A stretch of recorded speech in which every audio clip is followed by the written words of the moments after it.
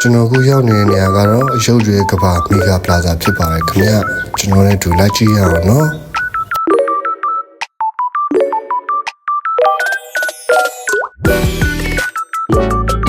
ဒီမှာတော့ကလေးရောလူကြီးတွေပါ Chinese Thermal Model Figure အစုံရှိပါတယ်ခင်ဗျာ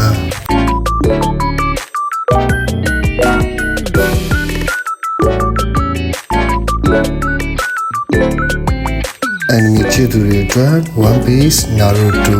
Dragon Ball နဲ့ Marvel တွေအပြင်အခြား model တွေကိုစုံစုံတွေ့ရမှာပါခင်ဗျာ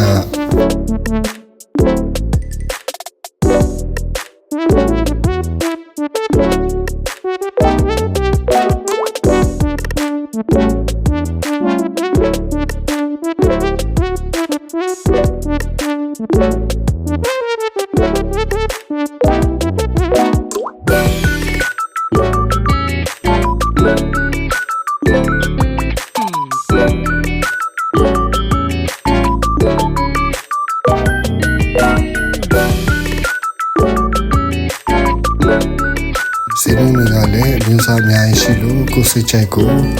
ရွေးချယ်ဝယ်ယူနိုင်ပါတယ်ခင်ဗျာ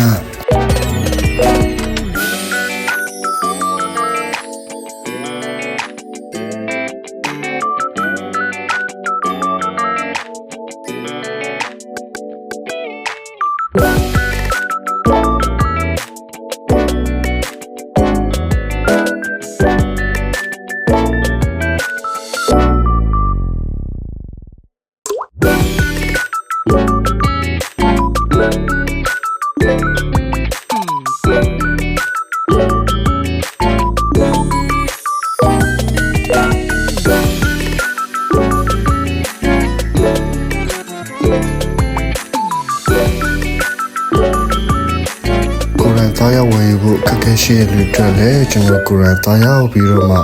စိတ်ချရွေးချယ်ပြီးကျွန်တော်ဝယ်ပေးပါတယ်ခင်ဗျာအဆုံးထိကြည့်ရှုပေးတဲ့အတွက်အထူးကျေးဇူးတင်ပါတယ်ခင်ဗျာ